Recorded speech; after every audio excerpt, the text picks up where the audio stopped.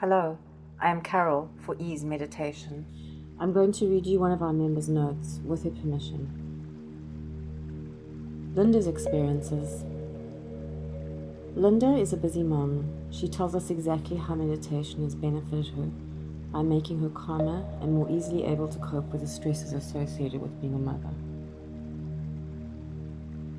Linda says, after the birth of my second baby, I suffered quite severely from postnatal depression.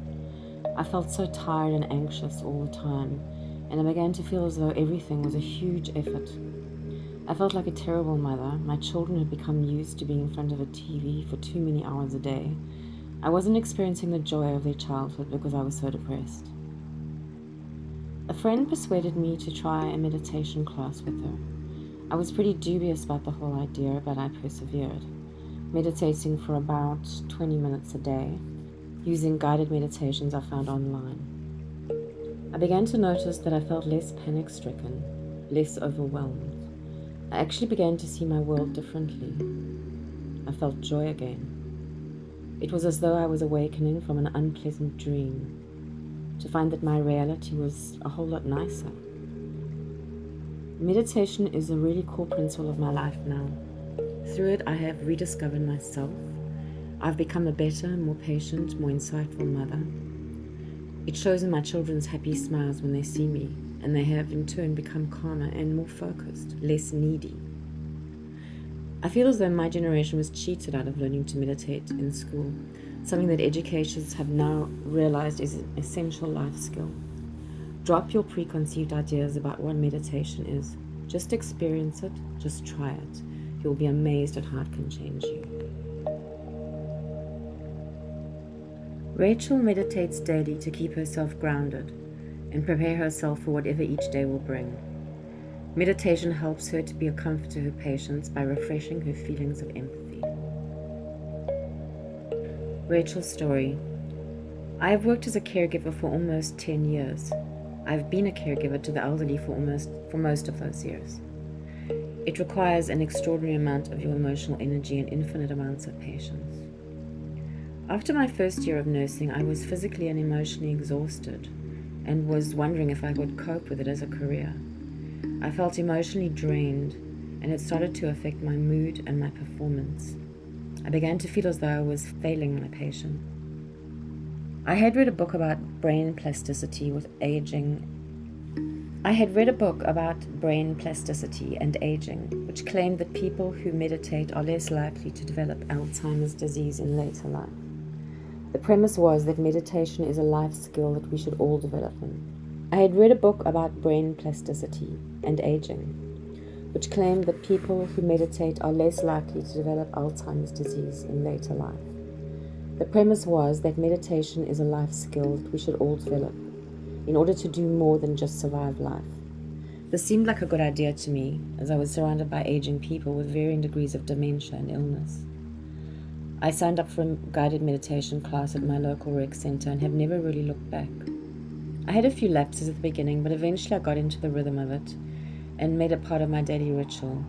I find 20 to 30 minutes ideal for myself, but I have also learned to improvise and sometimes take a few minutes at work just to breathe, center myself, and replenish myself.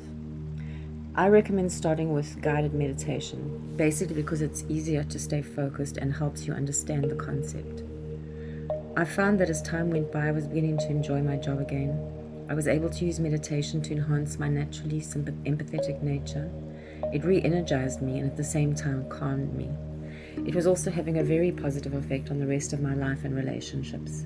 I felt more in control, and I began to trust myself and believe in myself again. Sophie has had more success with controlling her pain since she began meditating. Pain is a frame of mind, and to a certain extent it is possible to stop pain constantly preoccupying your mind so that you can focus on other, more rewarding things. Sophie's story. My mother had bad arthritis in her old age and suffered from a lot of pain. I knew there was a fairly good chance that I would also develop it. Sure enough, at around 40, small signs of it had begun to crop up. I didn't want to end up like my mother had, almost completely immobilized by the disease, so I began to research the subject and soon realized that other than painkillers and muscle relaxants, there wasn't much available. Luckily for me, there was an arthritis clinic attached to the hospital in my city. I took a class on meditation and relaxation to see if it would help me. They also offered exercise classes, and their motto is motion is lotion, meaning that if you just keep moving, you can mitigate the effects of arthritis. At first, I focused on the exercises and strengthening my core, but as the condition spread to my neck and back, the pain was often very intrusive, which curtailed the exercise somewhat. I turned to meditation. I had been practicing it on and off over the years, so I had some experience of the benefits. I learned that it is possible to think about pain differently, not to let it overwhelm you. Meditation allows me to focus on the moment, to forget the pain I'm experiencing by looking at it as something I can contain and control. Through visualization, I've trained my mind to be an observer of the pain, not to engage with it. Although this sounds terribly difficult, with the right guided meditations, anyone can learn this skill. Meditation has given me a whole new perspective of my life in general. I feel renewed and better equipped to deal with whatever comes next.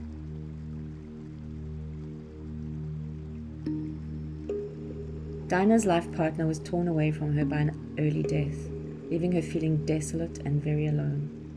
Meditation helped her get through the pain and gave her space to mourn. Dina's story. When my husband of 15 years died unexpectedly, I was devastated. I could hardly breathe, I was in so much pain. I felt that my life was over. We had been so close to one another, it was like losing a part of myself. Weeks passed and I felt no better. It was as though everything had become dark, and I dragged myself from day to day. Trying to distract myself one afternoon, I googled "find happiness." The result was an assortment of sites, one of which was about guided meditation. I decided on an impulse to listen to one of the free guided meditation podcasts they offered. I chose one called Letting Go.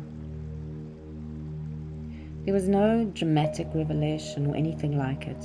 I just felt a bit more at peace afterwards, slightly less distraught.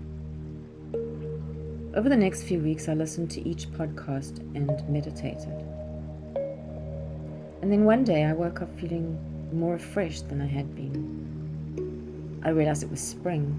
I opened my window, smelled the freshness, the perfume of the flowers. It took some time, but gradually I started to feel whole again. I felt something like happiness, or at least contentment again. It was as though the terrible tide of grief that had overcome me had receded finally.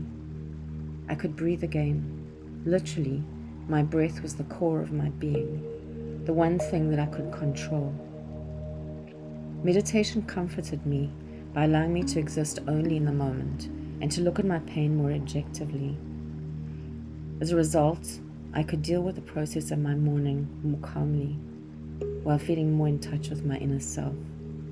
I was able to comfort myself, to console myself, and be kind to myself. I meditate every day of my life. It is my way of coping.